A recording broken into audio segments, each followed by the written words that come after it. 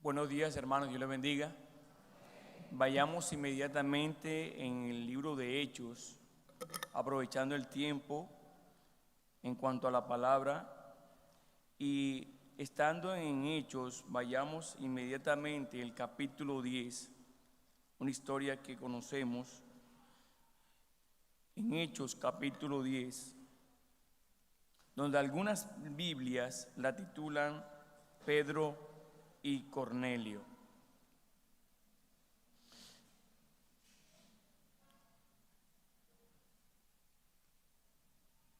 Hay algo importantísimo, algo tan magnífico e impactante para nosotros las personas, que es cuando viene el Señor y nos llama.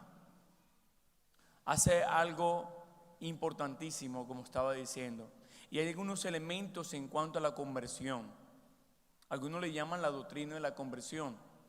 Hay unos elementos esenciales en cuanto a esta conversión de una persona que está apartada, está alejada, llena de pecado, y cuando el Señor te llama a que te acerques a Él con un llamado y una voz divina, donde todo tu cuerpo cede, tu mente, tu corazón, tu cuerpo, a algo divino que es el llamado de Dios a un pecador a buscar la santificación y la santidad en el Señor. La doctrina de la conversión. Para hablar de esta doctrina se puede hacer varias preguntas generales. ¿Qué es la conversión? Muchos hemos escuchado sobre esto. ¿Qué es la conversión? ¿Cómo se produce? ¿Quién la produce? ¿Y cuál es la responsabilidad del hombre en cuanto a este proceso? Repito las preguntas. ¿Qué es la conversión? ¿Cómo se produce? ¿Quién la produce? ¿Y cuál es la responsabilidad humana, o sea, del hombre en cuanto a este tema? A responder estas preguntas son clave para comprender y explicar qué significa y qué implica seguir a Cristo. Seguir a Cristo implica mucho. Por eso vemos muchas personas que no quieren escuchar este llamado.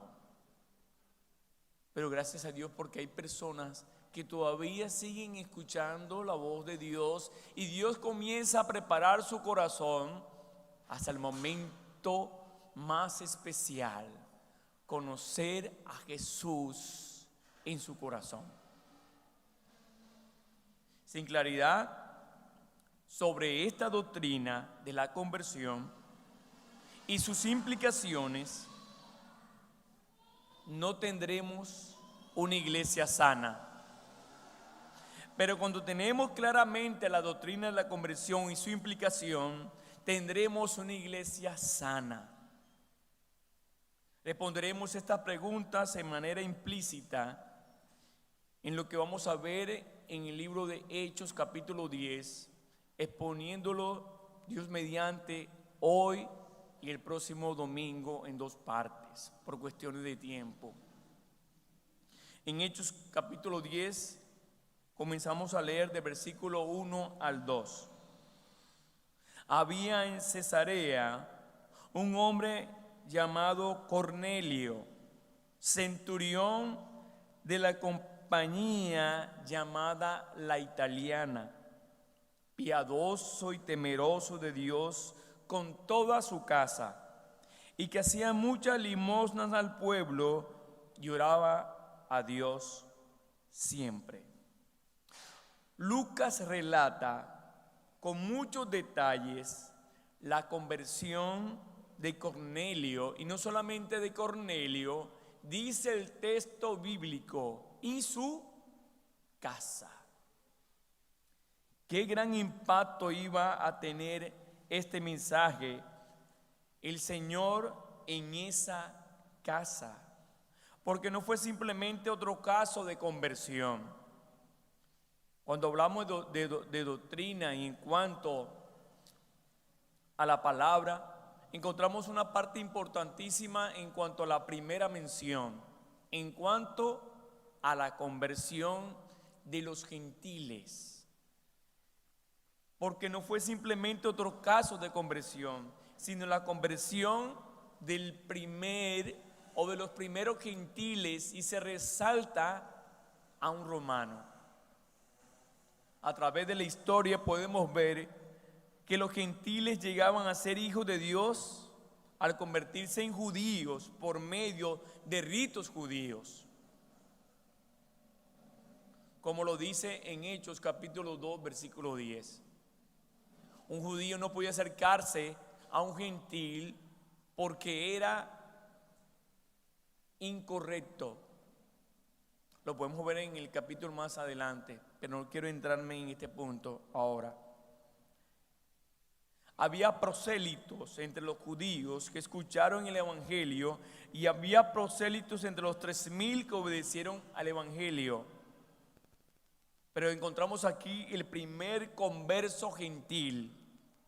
La conversión de este centurión romano y su casa abre una nueva etapa, pues ahora los gentiles llegan a ser hijos de Dios sin llegar a ser judíos y practicar ritos judíos.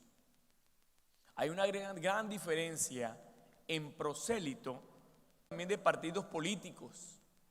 Inclusive puede estar de un color en un tiempo y de otro color en otro tiempo. Cambian sus ideales y, entre comillas, sus convicciones en cualquier momento, como las olas del mar. Un discípulo no es un prosélito. Un discípulo es aquel que deja lo que tiene en la mano, como lo dejó Pedro, unas mallas, una red en la cual trabajaba, y tenía esas manos laceradas, secas y duras. Las dejó para seguir a su maestro. Primero, es el primer aspecto de un converso. Deja lo que estaba haciendo para hacer algo diferente, nuevo y celestial.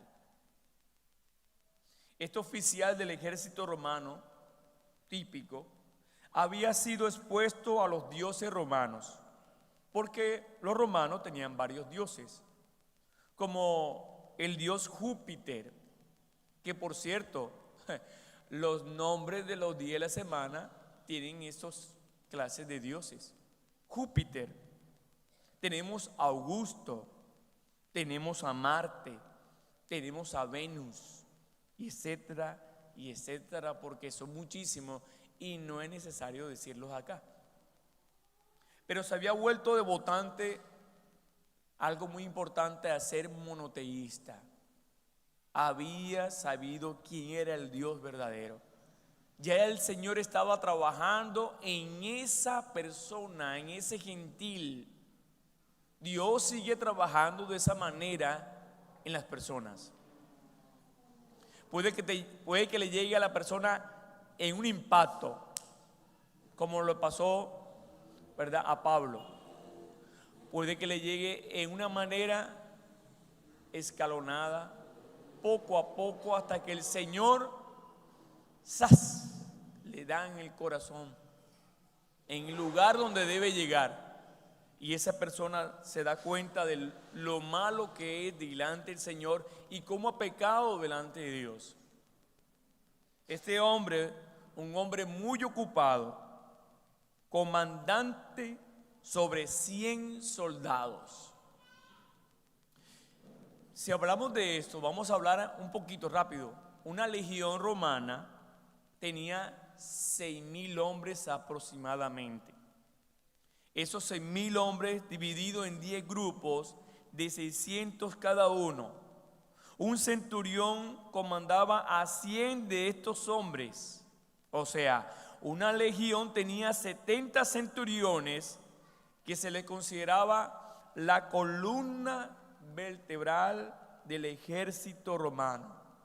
Y que, como dice el texto que acabamos de leer, su compañía era llamada la italiana. Pero también, además de que era un romano y con gran responsabilidad, otra gran responsabilidad, era un padre ¿de qué? De familia. Esa es una gran responsabilidad, fuertísima. Igual que los demás centuriones. Pero además de los demás centuriones, Cornelio había alcanzado su rango, demostrando ser un hombre firme, responsable y confiable. Pero además era un soldado con estas características, era un hombre, como dice el texto en el versículo 2 que acabamos de leer, era un hombre piadoso, temeroso de Dios con toda su casa, y que hacía muchas limosnas al pueblo y oraba a Dios siempre. Podría haberse dicho, si lo vemos, pero es un cristiano, un hombre trabajador, dadivoso, hombre de casa, pero ese hombre es espiritual, pero ese hombre es piadoso. Pero tengamos un pero en Dios no es así. Un momento, Cornelio necesitaba la conversión en Cristo Jesús. No era suficiente ser trabajador, dadivoso, hombre de casa, espiritual y piadoso. Eso está bien, pero no es suficiente. Lo suficiente es tener a Cristo en el corazón. Cuando Él te dice, eres un pecador y estás perdido, necesitas de mí, necesito entrar en tu corazón. No es suficiente todo lo que tú haces. Y cuando esa persona escucha ese mensaje de que Cristo te está llamando, que te ama con amor profundo, y que en verdad entiendes esto, pero cuando tú entiendes esto, es porque el Espíritu Santo ya está obrando en esa intermediación de ese mensaje, para que lo puedas entender, para que lo puedas comprender, porque esa es la obra del Espíritu Santo. Nadie puede quitar eso. Es una obra espiritual, poderosa, del cielo, celestial, que hace a convertir al pecador y reconocer su pecado. Ni sus rodillas podían sostenerse, tanto que podemos verlo en ese mismo capítulo, que cuando ve a Pedro, ¿qué hace? Se postra humillado. Era humilde, reconocía su condición y su necesidad con Dios. Bueno, hay varios elementos que se resaltan, ¿verdad? En toda la Biblia, no solamente en Hechos capítulo 10. Elementos en cuanto a la conversión. Debe tener en cuenta una conciencia de pecado. Debe reconocer, debe saber en su mente que él es un pecador. No solamente es pecador por lo que él hace, sino por lo que él es como pecador. Debe sentir una profunda tristeza por haber ofendido. Debe sentir en su ser compungido, decir, aquí estoy, en verdad, soy un pecador. Aquí estoy, he hecho lo malo.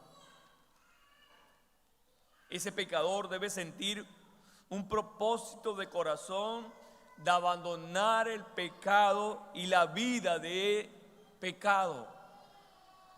Y eso es arrepentimiento. Si no hay arrepentimiento, no hay una conversión genuina. Esto debe ser claro. Si no hay arrepentimiento, no hay una conversión genuina. No eres un cristiano. Debe haber un arrepentimiento profundo. Sí, me arrepiento de haber hecho el mal. Aquí estoy, Señor. Como decíamos esta mañana temprano, tú eres el único digno. Tu palabra dice que habrá un cántico digno. Entonces, como tú eres digno, el único digno, me siento indigno de estar en tu presencia. Esa es la actitud del pecador delante de la presencia de su Señor. Arrepentido. Ese elemento debe ser esencial. Segundo punto, con respuesta a esto, en cuanto a los elementos de la conversión, debe haber una respuesta espontánea y voluntaria al Evangelio. No debe haber una fuerza humana motivando a esa persona. No. Es el Espíritu Santo motivando que él tenga esta decisión. Entonces debe haber una respuesta espontánea. Si quiero seguirte, Señor, aquí tengo mi voluntad rendida a ti. ¿No es acaso lo que hacía Cornelio? Oh, tuvo la visión. Este vio claramente, versículo 3, en una visión como la hora novena del día, que un ángel de Dios entraba donde él estaba y le decía: Cornelio. Él, mirándole fijamente y atemorizado, dijo: ¿qué es, Señor? Y le dijo: tus oraciones y tus limosnas han subido para memoria delante de Dios. Envía pues ahora hombres a Jope y haz venir a Simón, el que tiene por sobrenombre Pedro. Este posa en casa de cierto Simón curtidor, que tiene su casa junto al mar. Él te dirá lo que es necesario que hagas. Ido el ángel que hablaba con Cornelio, este llamó a 2 de sus criados y a un devoto soldado de los que le asistían, a los cuales envió a Jope, y después de haberle contado todo, al día siguiente, mientras ellos iban por el camino y se acercaba a la ciudad, Pedro subió a la azotea para orar cerca de la hora sexta. Vemos en este capítulo 2, hay 3 eventos importantes: la visión de Cornelio, la visión de Pedro y la exposición más adelante, a final de este capítulo, de Pedro hablando a Cornelio y a los que estaban allí en su casa escuchando. Esos 3 eventos son los más importantísimos de este pasaje. Encontramos también que se resaltan estos nombres. Encontramos que 14 veces se repite el nombre Pedro. Y encontramos que se resalta Cornelio 10 veces en este capítulo. Nos damos cuenta, ¿verdad? Resaltando estos nombres, la gran importancia en este capítulo. Encontramos también la respuesta de Cornelio en su visión. Dice: ¿qué es, Señor? Pero en la respuesta de la visión de Pedro, no fue así, fue muy diferente. Dice: y al día siguiente, mientras ellos iban por el camino y se acercaba a la ciudad, Pedro subió a la azotea para orar cerca de la hora sexta, y tuvo gran hambre y quiso comer, pero mientras le preparaban algo, le sobrevino un éxtasis y vio el cielo abierto y que descendía algo semejante a un gran lienzo que, atado a las 4 puntas, era bajado a la tierra, en el cual había de todos los cuadrúpedos terrestres y reptiles y aves del cielo. Y le vino una voz: levántate, Pedro, mata y come. Entonces Pedro dijo: Señor, no. No fue la misma respuesta que hizo Cornelio. Cornelio, ¿qué es, Señor? Y Pedro no es la primera vez que le dice no al Señor. Muchas veces hasta Jesús le decía no. Pero el Señor es paciente y misericordioso para los creyentes. ¿No es así, hermanos? Tiene que explicarle hasta con masilla lo que tú quieres, que Él quiere que tú hagas. viene aquí a decirle, pero ninguna cosa común o inmunda he comido jamás. Volvió la voz a él la segunda vez, lo que Dios limpió, no lo llames tú común. Esto se hizo 3 veces y aquel lienzo volvió a ser recogido en el cielo. Oye, Pedro, el mensaje viene del cielo. Oye, Pedro, te está hablando Dios. Oye, Pedro, quien te está hablando ahí directamente para que tú hagas las cosas es Dios mismo. ¿Qué tú tienes que hacer? Obedecer.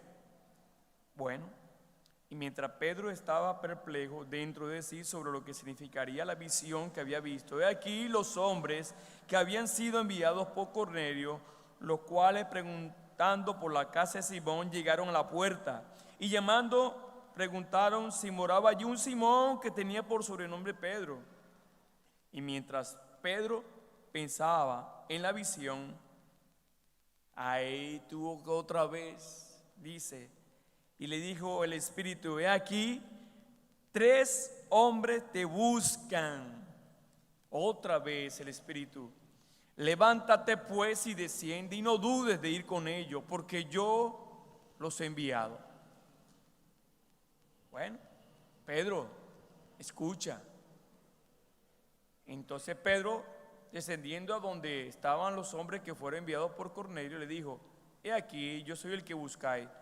¿Cuál es la causa por lo que habéis venido? Ellos dijeron, Cornelio, el centurión, varón justo y temeroso de Dios y que tiene buen testimonio en toda la nación de los judíos, ha recibido instrucciones de un santo ángel de hacerte venir a su casa para oír tus palabras. Entonces, haciéndole entrar, los hospedó. Y al día siguiente, levantándose, se fue con ellos y le acompañaron algunos de los hermanos de Jope. Y el otro día entraron en Cesarea, y Cornelio los estaba esperando, habiendo convocado a sus parientes y amigos más íntimos. Oiga, él no quería aprovechar esa bendición él solo. Este postre es para mí. ¿Qué hizo? Dice el texto,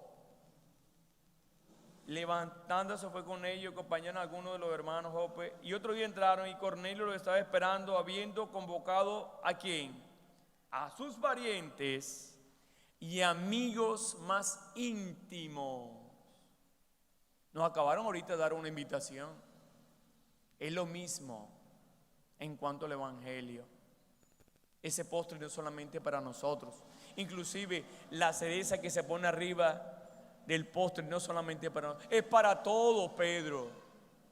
El Evangelio es para todos, no es para los judíos solamente. Aquí vemos la primera mención a los gentiles. El Evangelio se expande al mundo. Eso es lo que quería y lo que quiere el Señor. El Evangelio es a los dominicanos. El Evangelio es a los haitianos. El Evangelio a los colombianos y hasta el fin del mundo. A todos, sin distinción. Por eso vemos traducciones de la Biblia a varios idiomas. Ya hay de todas las traducciones. Gracias, Señor, porque se ha traducido para que tu palabra llegue hasta lo último. Y dice tu palabra que toda rodilla confesará que Jesucristo es el Señor. Encontramos aquí, importante, la moneda de oro. Fe y ¿qué? Arrepentimiento. Una moneda con 2 lados. O arrepentimiento o fe. Va junta. No tengo fe. Pero si no tiene arrepentimiento, le falta algo. Tiene arrepentimiento, pero no tiene fe, le falta algo. Fe y arrepentimiento es la moneda de oro en cuanto a la conversión. Una verdadera conversión bíblica debe incluir arrepentimiento y fe. Si no ha tenido eso en su conversión, no es un cristiano. Si ha tenido en su conversión eso, es un cristiano. Vemos aquí las visiones. Dios envió un ángel en una visión a Cornelio, pero usó un hombre para predicar el evangelio. ¿No es así? Y vemos que cuando el Señor se le aparece a Cornelio en una visión, también se le aparece en visión ¿a quién? A Pedro, haciendo que una concordancia en cuanto al mensaje. Nunca una visión va a una persona, hablando de visiones, porque hay cristianos que no es de nuestra línea, que creen en las visiones y en sueños. Oye, la visión debe ser concordada, multiplicada, para que dé un solo aviso a todos. Una de las maneras o formas de darle una falsa seguridad de tal conversión es la siguiente: es darle una visión superficial de pecado. Si se habla del pecado de manera superficial, entonces le estamos dando a conocer a esa persona una falsa conversión. Cornelio debía saber sobre esto, que él era un pecador. La Biblia nos enseña que el pecado no es solo algo que hacemos, sino lo que somos en nuestro estado caído. La Escritura nos enseña que todos estamos espiritualmente ¿qué? Muertos. Efesios 2, capítulo 1, versículo al 2. La Escritura nos enseña que estamos esclavos del pecado, culpables de violar la totalidad de la ley de Dios, condenados a experimentar la ira justa de Dios. Somos pecadores de principio a fin. Cornelio debía conocer esto, conocer que es pecador y que debe arrepentirse, tener una conversión verdadera y no una falsa conversión. Y encontramos el espejo de la bruja de la Blancanieves. ¿Ustedes lo han visto, verdad? Está la bruja, está el espejo, y la bruja se acerca al espejo y le habla al espejo, y el espejo le habla mentiras para que ella pueda creer. Miren, la falsa conversión, ¿cómo luce un falso convertido? Está emocionado sobre el cielo, pero aburrido por lo cristiano de la iglesia local. Piensa que el cielo será grandioso, aun si Dios está o no está. Le gusta a Jesús, pero no se compromete con el resto de la vida cristiana. Ni obediencia, ni santidad, ni discipulado, ni sufrimiento. No le hablen de eso. No diferencia, no discierne entre la obediencia motivada por el amor y el legalismo. Es molestado por los pecados de los demás, más por lo de los suyos propios. Tiene una gracia barata. Pero ¿qué es lo contrario? ¿Cómo luce el cristiano genuino según Primera de Juan? ¿Cómo luce el cristiano genuino según Primera de Juan? Entonces vamos al espejo del Evangelio. Y el espejo del Evangelio es la palabra. Este espejo es Primera de Juan. Y el creyente o la persona que se acerca para convertirse, se acerca a Primera de Juan y te va a dar a conocer si esa conversión es real.